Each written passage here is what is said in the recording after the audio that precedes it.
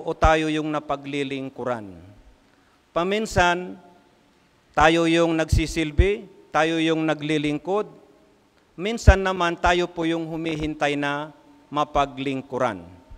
So ito po yung sinabi ko kanina, na we had been created to make this world a better place to live.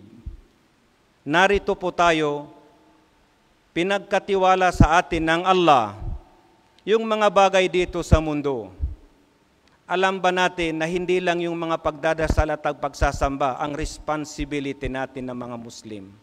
Pati yung pag-ingat sa mga kalikasan natin, yung pagputol ng mga puno, pagtanim ng mga puno, kabilang po yan sa alituntunin ng Islam. Yung manatiling malinis, yung mga bodies of water sa atin, yung mga ilog, yung mga lawa natin. Kabilang po yan sa Islam, pati yung pagtanggal ng kung anumang nakakasira, nakakaharang sa mga daan. Kabilang po yan sa faith, kabilang sa iman natin bilang Muslim. Imatatul adha anit tariq. Kung meron tayong nakitang nakakaharang, makakapinsala sa mga daan, obligasyon ng Muslim na may paniniwala sa Allah, natanggalin niroon para sa ikakabuti ng susunod na dadaan. Ito po ang Islam, mga kapatid. Maglingkod ng matiwasay kung saan tayo naroroon, kung sino yung malapit sa atin, kung sino yung kasama natin. Ngunit ang objective natin, yung kabilang buhay, halos magkapareho. Sinabi din ng Allah subhanahu wa ta'ala sa banal na Quran, وَرَفَعْنَا بَعْدَكُمْ فَوْقَ بَعْدٍ دَرَجَاتٍ لِيَبْلُوَكُمْ فِيمَا آتَاكُمْ. Ibinigay namin, sabi ng Allah, ginawa naming mataas yung antas ng iba sa inyo kaysa sa iba. لِيَبْلُوَكُمْ فِيمَا آتَاكُمْ, upang kayo ay subukan sa mga bagay na ipinagkaloob sa inyo ng Allah. Yung buong buhay natin ay pagsubok. Yung kabataan natin ay pagsubok. Yung natutunan natin na knowledge, talent, skill, kaalaman, lahat po ito, pagsubok. Yung pinagkaloob sa atin ng Allah na kapangyarihan, magmula sa pinakamataas sa pamunuan ng isang bansa, hari, presidente, hanggang sa pinakamababa na posisyon. At lahat ng kayamanan ay pinagkatiwala sa atin ng Allah, iisa lang po ang dahilan, liyabluwakum fima atakum, upang masubukan kayo. Po itong pagsubok. Ito yung pagsubok, it is between doing right with what was given to us by Allah. Naniniwala tayo na lahat ibinigay sa atin ng Allah. The question is, paano natin ito gagamitin? So dito, nagkakaroon ng ibang misunderstanding at saka misconception yung mga scholars mismo.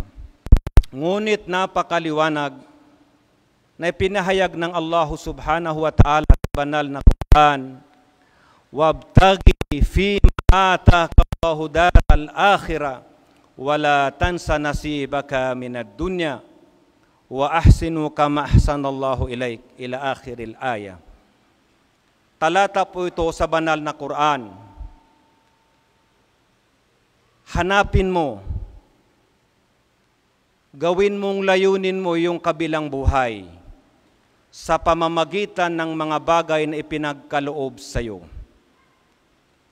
Yung buhay natin, yung knowledge natin, yung kayamanan natin, or whatever power we have, lahat po ito instrumento.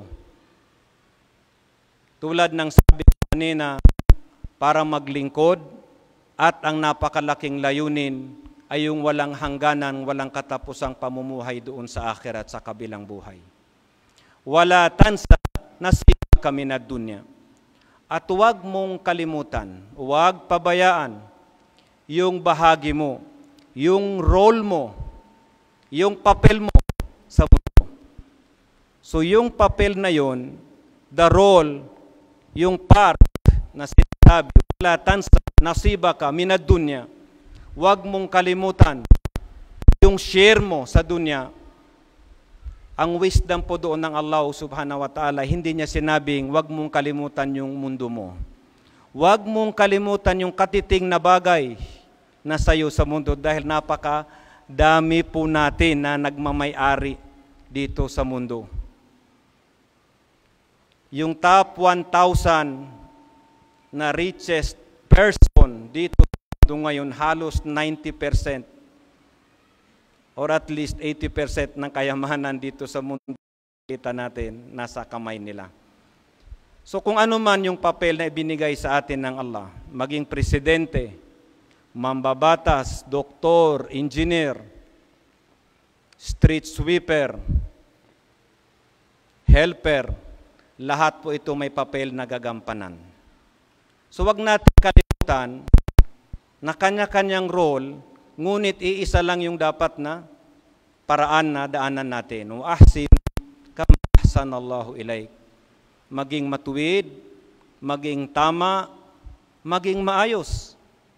Tulad ng paglikha sa iyo ng Allah ng maayos. Tulad ng pakikitungo sa atin ng Allah ng maayos. Pinapahingan niya tayo ng hangin ng libre, walang bayad. Pinapasikatan niya tayo ng araw na walang bayad. Nakikinabang tayo sa kalupaan at karagatan niya na walang bayad. So maging matuwid daw tayo, sabi ng Allah, at ito ang gusto niya. Dahil sa pagiging matuwid, pagiging masunurin sa kautusan ng Allah subhanahu wa ta'ala, ito yung paraan para makamtan mo yung pagtatagumpay doon sa kabilang buhay, at kasama na rin yung matiwasay, maayos na pamumuhay dito sa mundo, dito sa daigdig. Mga kapatid, pag-usapan natin ng maikli yung bawat yugto ng buhay natin. Kapag bata yung tao, youth sabi nila, ito yung time na napakabilis ng process of learning. Napakabilis ng process of earning. Dalawa to, yung proseso ng pag-aral, marami siyang matututunan. Pangalawa, ito yung panahon na mabilis siyang kumita kapag pinalad siya, nakatadhana na magiging maluwag yung pamumuhay niya. Dahil after all, yung Allah naman ang nagbibigay ng lahat, wayabsutu rizqa liman yasha. Siya yung nagpapaluag ng kabuhayan kung sinong gusto niyang bigyan ng maluwag na pamumuhay. Ngunit mostly, sa kabataan po natin ito nakukuha o kaya nakakamtan. Sa kabilang buhay, mayroon pong mga tanong.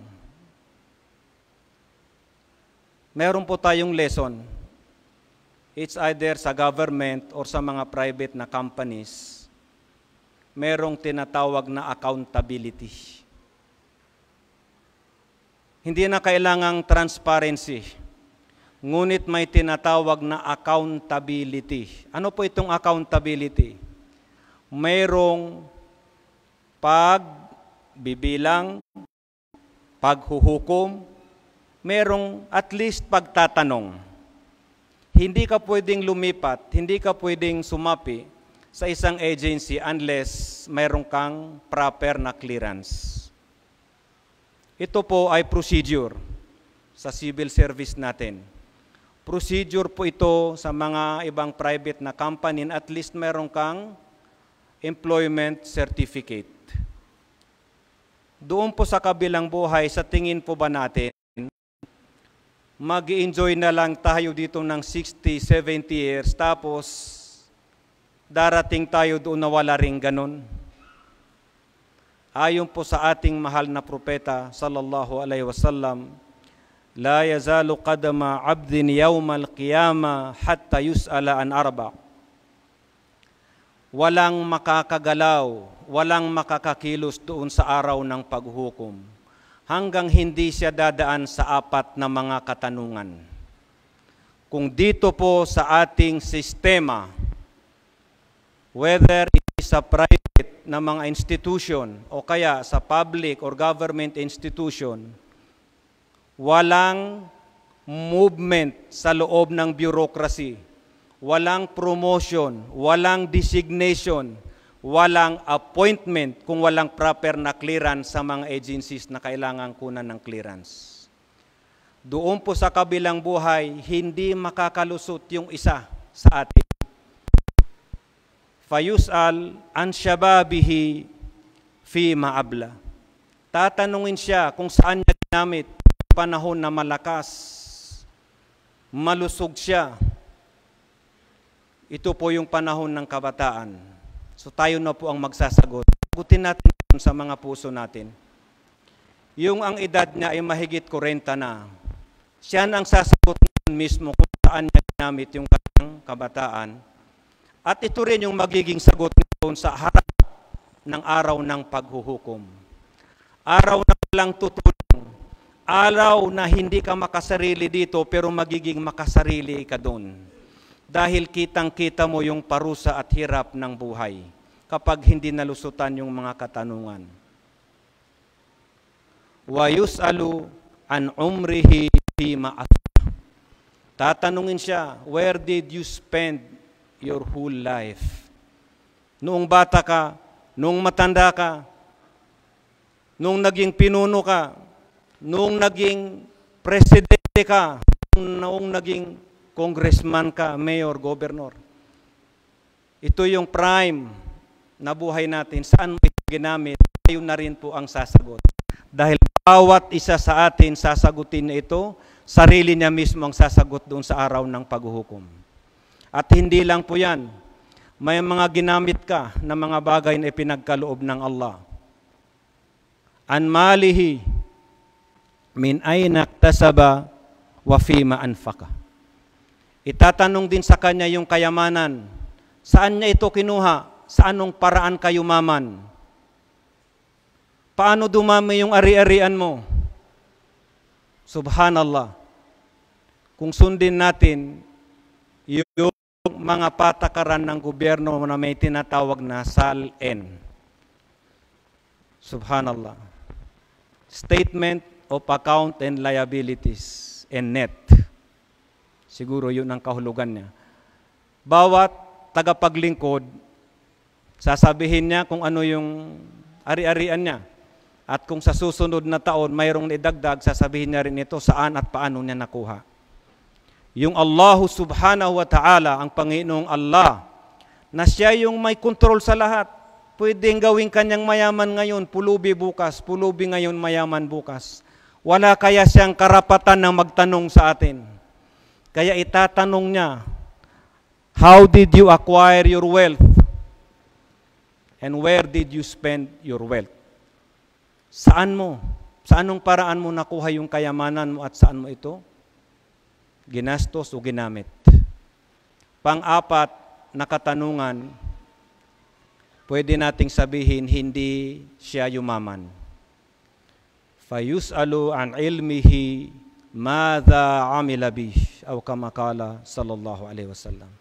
Tatanungin yung mga taong may kaalaman, yung binigyan ng Allah ng talent, saan mo po ginamit yung kaalaman mo? So ayon sa mga companions, mga kasamahan ng Rasulullah, ng Propeta sallallahu alaihi wasallam, ito yung isa sa kinakatakutan namin sa lahat ng katanungan. Alam mo yung matuwid na daan, hindi mo itinuro. Alam mong dapat na ikaw ay isang huwaran, pero hindi mo ipinakita. Alam mo na kung magsasalita ka, malalaman yung katotohanan, hindi ka nagsalita. Alam mo na kung ginawa mo ito, malalaman ng karamihan at susunod sila sa mga yapak mo. So mga kapatid, it is a reminder for us, lalong-lalo na sa akin, sa ating lahat, na itong lahat ng hawak natin may nagmamay-ari nito. Pwedeng dito pa sa mundo, kakapit tayo sa kayamanan at kapangyarihan, tatanggalin na ito sa atin na hindi natin kayang pigilan. At pwedeng nandito naman sa atin, suot-suot natin yung kapangyarihan, dala-dala natin yung kayamanan, Ngunit kapag gusto niyang mawala ito sa atin, sabay pati yung buhay natin, maiiwan lang yung pangalan, maiiwan lang yung sasakyan, maiiwan yung ari-arian, wala na si Pulan. Nangyayari po ito sa atin. Kung sa Malacanang tayo pupunta, nandoon yung lahat na litrato ng mga naging presidente, pangulo ng Pilipinas. Subhanallah, purihin ng Allah. Nasaan sila? Yung mga makapangyarihan noong 1930s, 1940s, 1970, yung makapangyarihan noong ilang taon lang na lumipas, kung hindi po binawian ng buhay, ay senior citizen na po, mahigit pa. So this is the reality of life na dapat nating unawain, dapat nating intindihin, mga kapatid. Mga mahal kong kapatid at kababayan, panahon po ito ng pagsubok para sa ating lahat dito sa daigdig. May hinaharap tayo ng mga health issues. May mga hinaharap tayo ng mga problema sa kalusugan na kung hindi natin ito i-handle ng mabuti, it will spiral into an economic, social, political issue. Nadadama na po ito. May nahihirapan na ng sobra. May nabibigatan na ng sobra. Hindi lang po tayo, pati mismo yung may mga hawak sa kaban ng bayan. Nakita po natin kung ano-ano yung approach ng ating gobyerno para tugunan yung pangangailangan ng mga tao. At hindi naman matapos-tapos yung pangangailangan ng mga tao dahil kumakain, umiinom po tayo, may asawa at anak. At may mga pangangailangan. So sa paksapong yan, medyo buksan po natin yung mga aklat ng Islam kung ano ang sinabi niya. Itong pandemya or epidemia, when it is in a particular place, hindi po ito bago. Ang pinaka-recent po ay noong 1918 to 1920, yung tinatabi nilang Spanish flu. Bumawi po ito ng humigit kumulang 30 to 50 million na buhay. Hindi po ito biro at naging apektado yung humigit kumulang 500 million na nilalang dito sa mundo. Sa awa po ng Panginoong Allah, ngayong lumabas itong pandemya, kahit papaano may advancement na tayo sa technology, sa science. Ganon pa man, hindi pa rin na puksa, hindi ito napigilan. We are still in the process of developing vaccine, ngunit nagkaroon ng mga protocols, nagkaroon ng mga approach. Iba-iba po yung application ng bawat country, ng bawat gobyerno. Ano po ang sinabi dyan ng Islam? Unang-una po, naniniwala tayo na yung sakit, galing ito sa may-ari sa atin. Hindi pwedeng nilikha tayo tapos yung sakit galing sa puno, galing sa bato. Sa kanya rin po ito galing. Allahu da'an illa anzala lahu shifaan. Ito po ang magandang balita sa atin.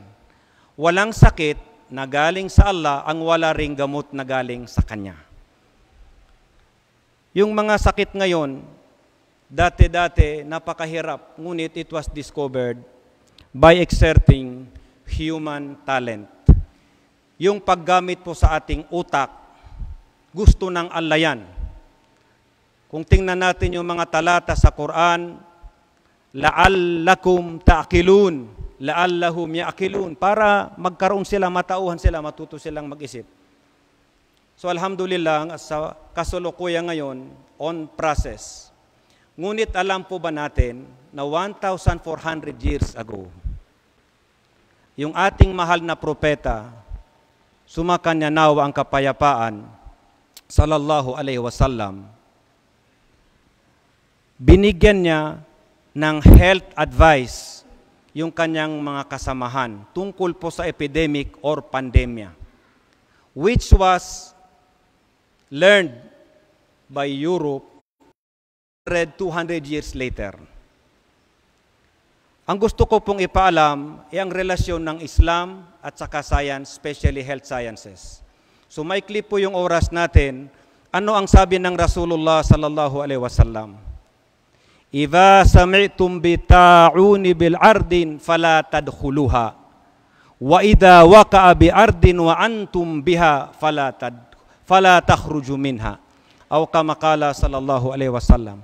Yung protocols po ng quarantine in the 7th century, ipinangaral na po ng ating mahal na propeta. Humigit kumulang, kapag narinig nyo, sabi niya na mayroong epidemic, pandemic doon sa lugar, huwag kayong pumasok sa lugar na yun. At kapag nagkaroon ng pandemya, epidemic, doon sa lugar ninyo, huwag kayong umalis sa lugar na yun. So hindi po protocol ng IATF, protocol po ng Islam. Dahil sa Islam may pagpapahalaga sa buhay at saka sa kalusugan. Ngunit ang tanong, from the spiritual point of view, ano po ito? Sa atin po na naniniwala sa Allah subhanahu wa ta'ala at saka sa divine power, binalaan tayo ng Allah, وَلَنُذِيقَنَّهُمْ عَذَابَ الْأَدْنَى دُونَ عَذَابِ الْأَكْبَرِ لَعَلَّهُمْ يَرْجِعُونَ. Panahon po ito na manumbalik tayo sa Allah, humingi ng kapatawaran sa Kanya. Ang sabi ng Allah subhanahu wa ta'ala, papatikim namin sa kanila yung maliliit na parusa sa halip ng malaking parusa. Bakit po hindi masyadong malalaking parusa? Bakit isang virus lang, la'allahum yarji'un, para humingi sila ng kapatawaran at manumbalik sila sa Allah subhanahu wa ta'ala. Reminder po sa atin na mayroong makapangyarihan. So this world is ruled by cause and effect. Ang sabi ng ating mahal na propeta, kapag lumaganap yung immoralidad sa isang kaum, lalaganap din yung mga sakit tulad nitong mga pandemya at epidemya. So sa madaling salita, itong what we are experiencing now, kung ibabase natin sa Quran, ang sabi ng Allah, Dahar al-fasadu fil barri wal bahri bima kasabat aydin nas. Lumantad, lumaganap yung kasamaan sa kalupaan at saka sa karagatan dahil sa gawa ng kamay ng tao. So ito mismong virus na tinatawag na coronavirus, dalawa yung theory ng mga scientist natin. Sabi nila, galing po ito sa mga paniki. Kinakain yung hindi dapat kainin. Walang proper na hygiene at saka sanitation. Meron namang theory na mayroong human manipulation sa virus na to para maging potent, mas lalong mabagsik siya. Ngunit iisa lang yun, dumaan ito sa kamay ng tao. So mga kapatid, hindi pa ito dumating sa atin, binalaan na tayo ng Allah na maging maingat tayo sa paggamit sa ating mga kaalaman at saka mga karunungan.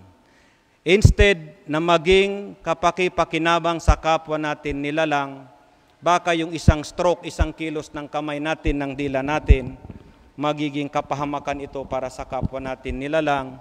Barakallahu li wa lakum fil Qur'anil azim wa nafa'ani wa iyyakum bima fihi minal ayati wa dhikril hakim. Aqulu qawli hadha astaghfirullah li wa lakum wa lisairil muslimina min kulli dhanb fastaghfiruhu innahu huwal ghafurur rahim.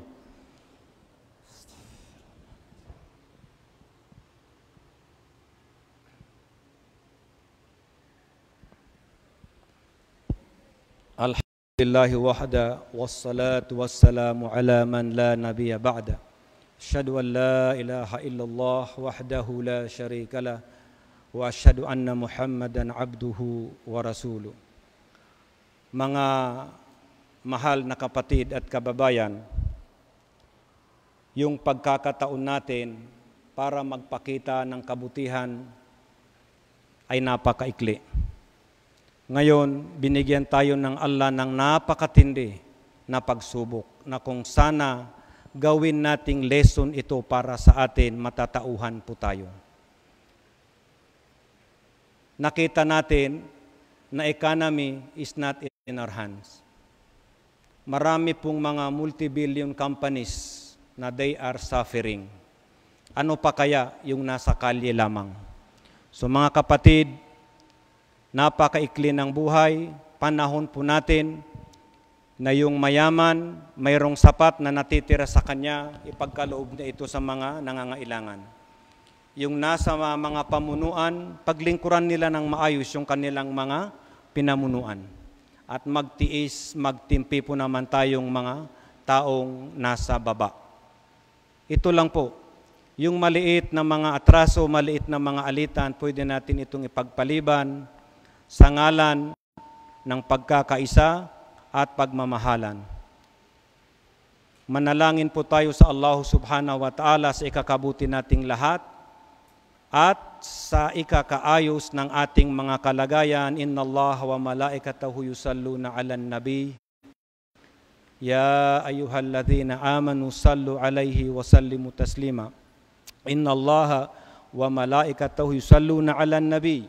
Ya ayyuhalladhina amanu sallu 'alaihi wa sallimu taslima.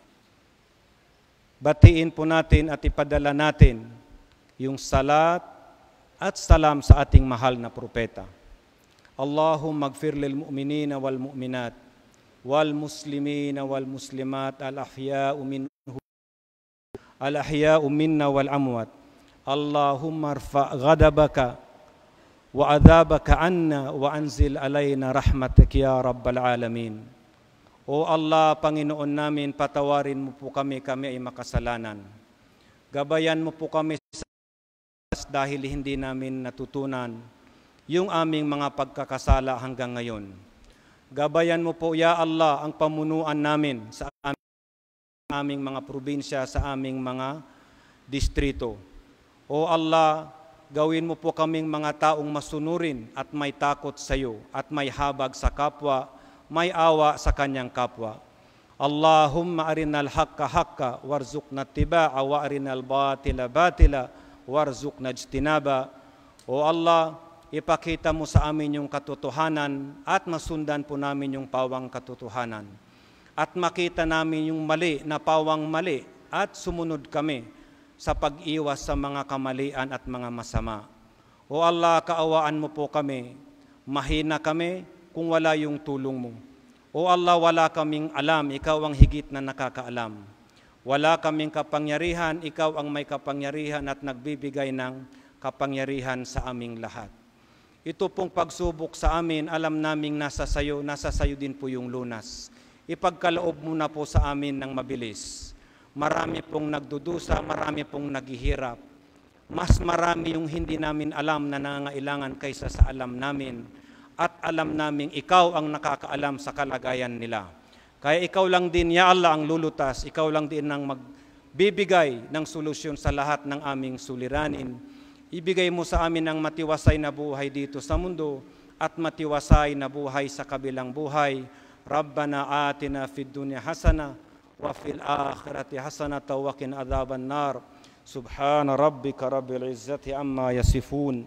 Wassalamun alal mursalin walhamdulillahi rabbil alamin. Aqimis salat inna salata tanha 'anil fahsya'i wal munkar.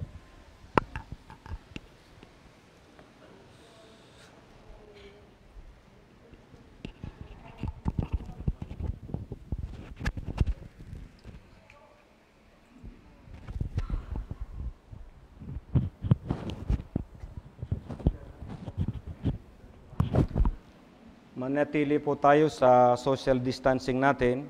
One space yung agwat. Allahu Akbar, Allahu Akbar. Ashhadu an la ilaha illallah. Ashhadu anna Muhammadar Rasulullah. Hayya 'alas salat, hayya 'alal falah. Qad qamatis salatu, qad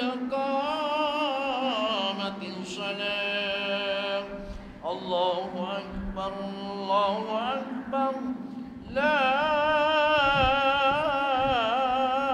إله إلا الله.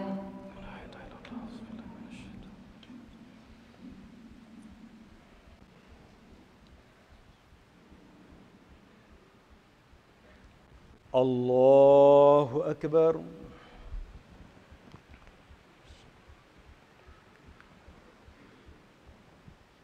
بسم الله الرحمن الرحيم.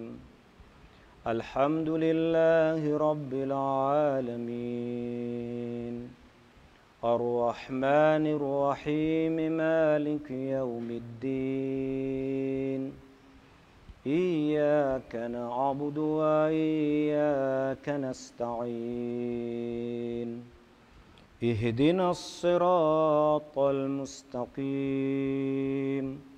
صراط الذين أنعمت عليهم غير المغضوب عليهم ولا الضالين.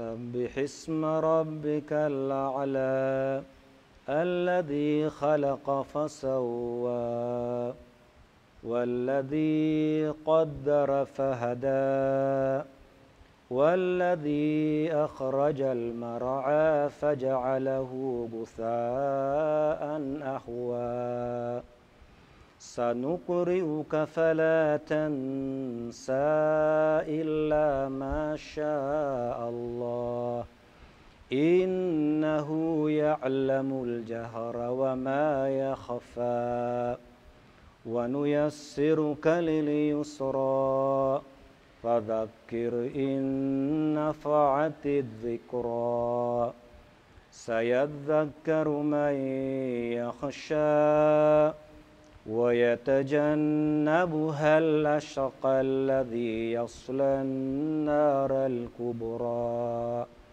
ثم لا يموت فيها ولا يحيا قد أفلح من تزكى وذكر اسم ربه فصلى بل تؤثرون الحياة الدنيا والآخرة خير وأبقى إن هذا لفي الصحف الأولى صحف إبراهيم وموسى. الله أكبر.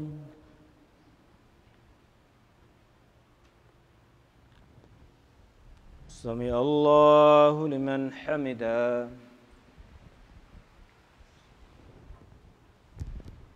الله أكبر.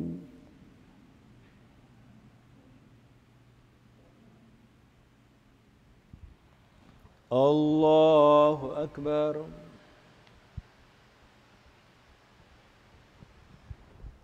الله أكبر.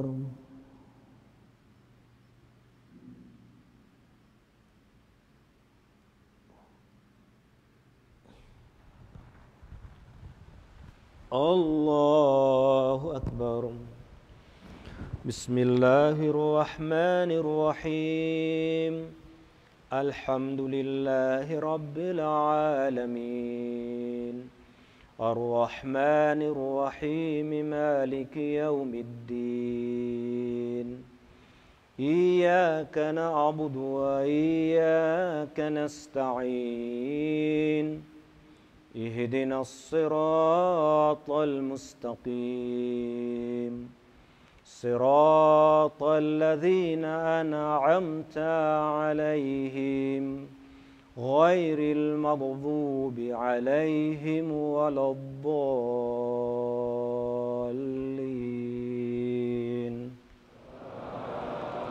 آمين.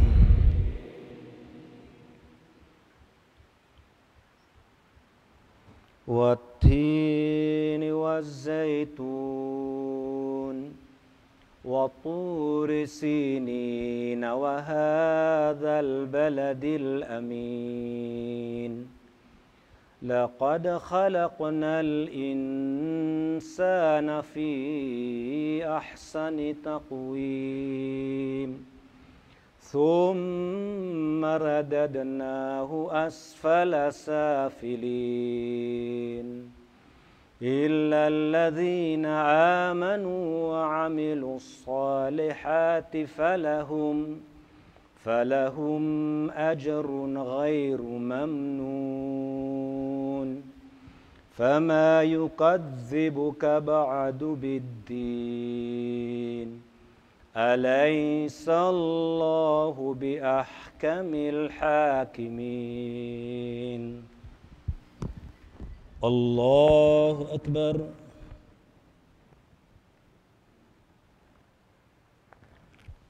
سمع الله لمن حمده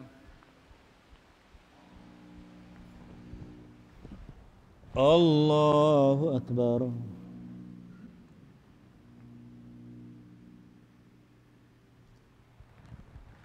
الله أكبر الله أكبر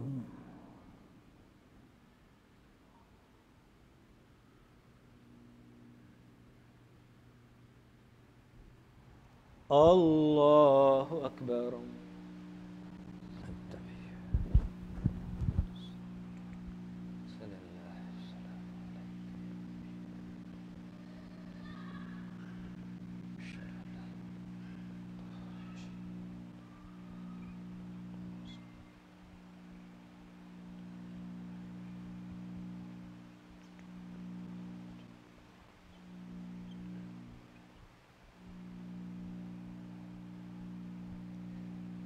السلام عليكم ورحمة الله السلام عليكم ورحمة الله استغفر الله استغفر الله استغفر الله اللهم أنت السلام السلام تبارك ربنا Si Congressman mag-message niya mag-alam pagiging ipagpaumanhin po ninyong lahat. Mayroon pong hiling yung pamunuan ng Committee on Muslim Affairs sa Congress na pinamumunuan ni Congressman Ansaruddin Adyong. Mayroon po ata siyang gustong iparating sa atin na mensahe. So baka po pwede nating pakinggan ng maikli.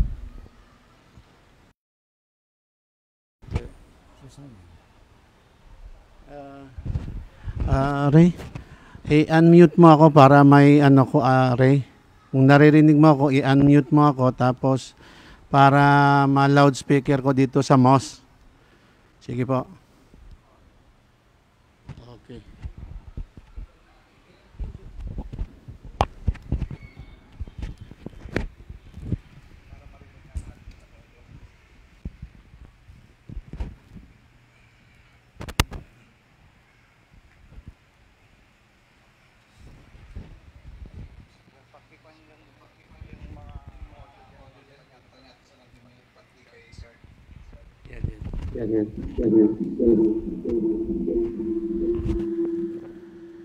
Okay. Okay, okay.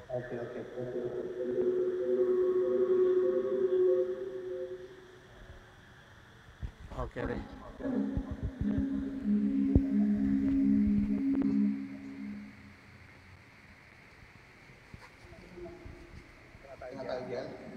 Okay na rin. Sige. Assalamualaikum. Magandang hapon po ulit sa lahat. Kasama po natin ngayon ang pinakamamahal nating congressman mula sa unang distrito ng Lanang Province at chairman ng Committee on External Affairs. Without further ado, it is my honor to introduce Honorable Ansaruddin Abdul Malik Alonso Aguilar. Assalamualaikum warahmatullahi wabarakatuh. My fellow members of the Eastern Celebration, this humble representation is chairman of the Committee on Muslim Affairs is pleased to join join our Muslim Ummah in our first ever online Friday prayer held at the Holy Mosque in Quiapo, Manila.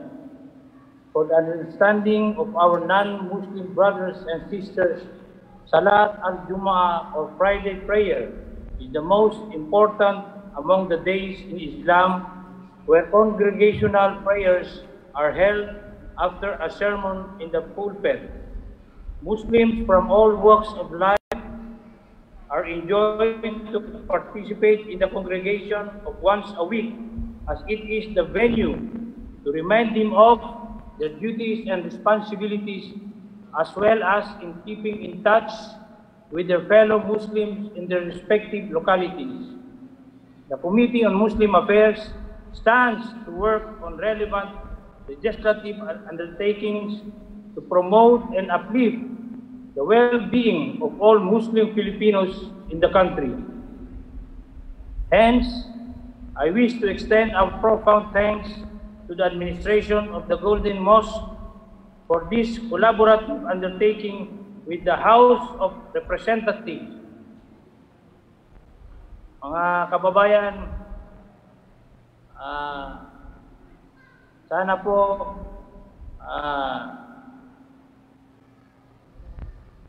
magkaisa tayo para dito sa itong dumating sa atin na mga itong pandemic at sana po stay healthy and move forward para po sa ating bansa. Maraming salamat po. Wassalamualaikum warahmatullahi wabarakatuh.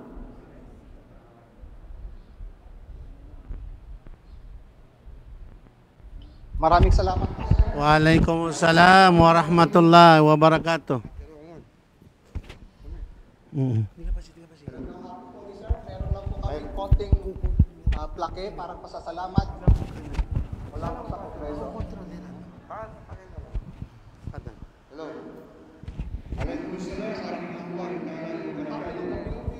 House of Representatives.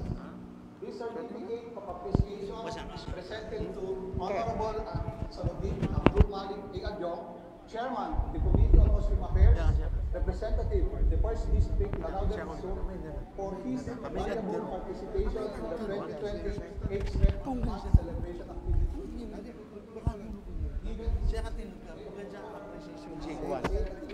Signed, Dr. Ramon Ricardo Roque Ceso, Deputy Secretary General for Administration. Maraming salamat po, sir. Kakalitin po ako.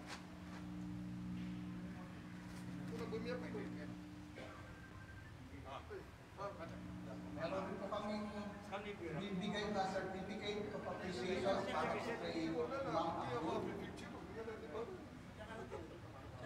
Basahin ko rin po. Republic of the Philippines, House of Representatives, awards this certificate of appreciation to Imam Abdul Batar Itanong for his invaluable contribution to the H-Rep Month Celebration 2020 activity, given the 16th day of October 2020, House of Representatives, Quezon City. Signed, Dr. Ramon Ricardo Roque Ceso, Deputy Secretary General for Administration.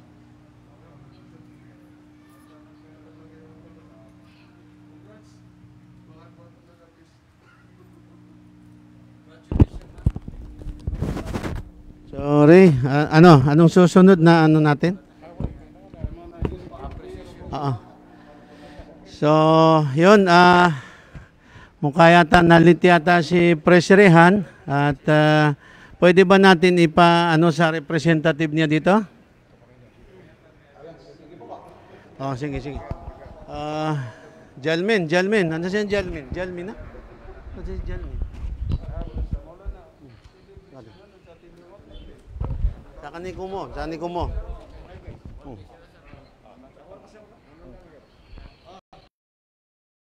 Tanggap.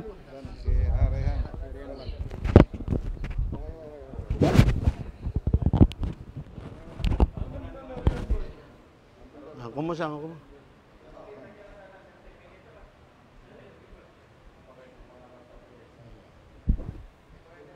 Kumusta? Okay, thank you. Okay na.